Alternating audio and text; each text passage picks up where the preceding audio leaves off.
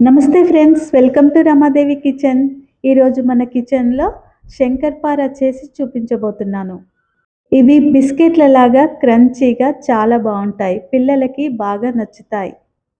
పిల్లలకి బాక్స్లో అయినా పెట్టుకోవచ్చు. ఇవి ఒక్కసారి తయారు చేసుకుంటే నెల రోజుల వరకు ఫ్రెష్గా ఉంటాయి. ఇవి చేసుకోవడం కూడా చాలా ఈజీ. ఇప్పుడు ఎలా చేసుకోవాలో చూసేద్దాం. ముందుగా ఒక బౌల్ తీసుకొని ఇందులోకి 2 కప్పుల మైదా పిండిని జల్లించుకొని తీసుకోవాలి.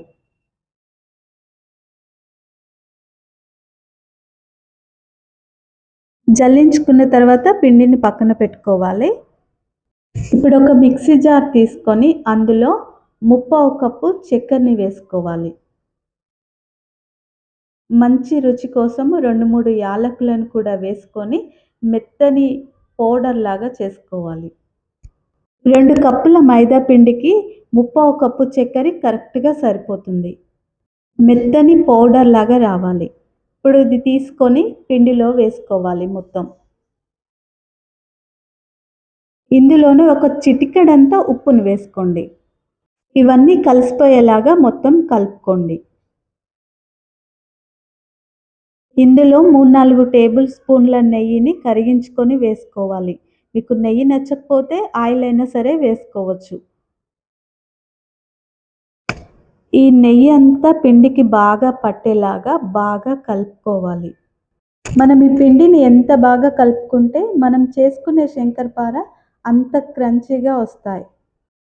మనం ఈ పిండికి నెయ్యి సరిపోయిందా లేదా అనేది ఎలా తెలుసుకోవాలంటే చేతితో కొంచెం పిండిని తీసుకొని ఇలా పట్టుకుంటే ముద్ద కట్టాలన్నమాట. ఇలా అనగానే పొడి పొడిగా అవ్వాలి. మీకు ఇలా ముద్ద కట్టట్లేదు అంటే ఇంకో టేబుల్ స్పూన్ నెయ్యిని వేసుకొని మళ్ళీ కలుపుకోవాలి. ఇప్పుడు కాచి చల్లార్చుకున్న పాలని కొద్ది కొద్దిగా వేస్తూ పిండి ముద్దలాగా కలుపుకోవాలి. 3, 4 నిమిషాల వరకు పిండి ముద్దని బాగా ఒత్తుకోవాలి. ఇది చపాతీ పిండి కంటే గట్టిగా ఉండాలి. చూడండి, ఈ విధంగా ఉండాలి. ఇప్పుడు మూత పెట్టి 10 నిమిషాలు పక్కన పెట్టేసుకోండి. పిండంతా సెట్ అయిపోతుంది. 10 నిమిషాలు అయిన తర్వాత పిండిని తీసుకొని మళ్ళీ కొద్దిసేపు నీడ్ చేసుకోవాలి. ఇలా చేయడం వల్ల పిండి అనేది సాఫ్ట్గా అవుతుంది. మనం తీసుకున్న పిండిని 2 ముద్దలుగా చేసి ఒక ముద్ద పక్కన పెట్టేసుకోండి. ఒక ముద్దని తీసుకోండి. ముద్దని రౌండ్గా చేసి కొంచెం పొడి పిండిని వేసుకొని రోల్ చేసుకోవాలి.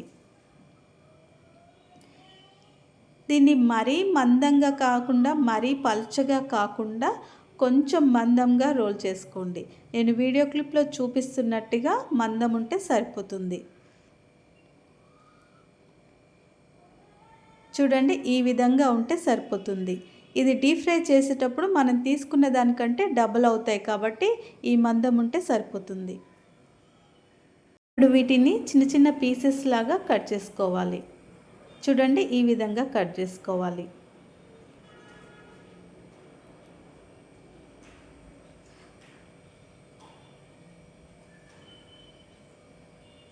మొత్తం కట్ చేసుకున్న తర్వాత ఒక ప్లేట్ తీసుకొని దాంట్లో కొంచెం పొడిపిండిని చల్లుకొని ఈ పీసెస్ అన్నీ అందులో వేసుకోవాలి. చూడండి, ఈ విధంగా రావాలి.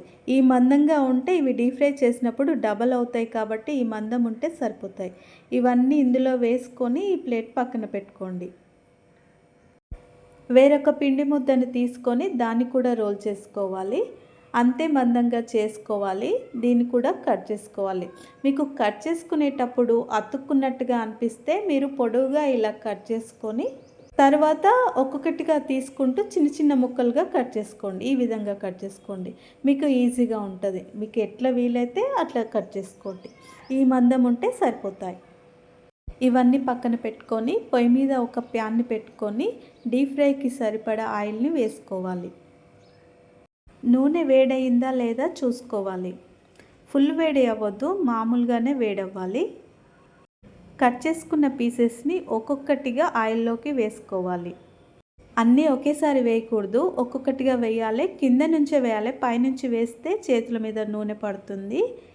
అలాగా వేసుకొని 2, 3 నిమిషాలు అయిన తర్వాత కలుపుకోవాలి. చూడండి ఇలా పైకి తేలిన తర్వాతనే మనం కలుపుకోవాలి. ఇలా మనం కిందికి మీదికి టర్న్ చేస్తూ అన్నీ మంచి కలర్ వచ్చే వరకు వేయించుకోవాలి. మొత్తం లో ఫ్లేమ్లోనే చేసుకోవాలి. చూడండి ఈ విధంగా మంచి కలర్లో రావాలి. మిగతావన్నీ కూడా ఇలా లో ఫ్లేమ్లో పెట్టుకుంటూ వేయించుకోవాలి. హై ఫ్లేమ్లో పెట్టుకుంటే పైన మాడిపోతుంది, లోపల పిండి పిండి ఉంటుంది. కాబట్టి ఖచ్చితంగా లో ఫ్లేమ్లో పెట్టుకొని మంచిగా కలర్ వచ్చే వరకు వేయించుకోండి. చూడండి ఎంత బాగా వచ్చాయో. బిస్కెట్ల లాగా క్రంచీగా ఉంటాయి.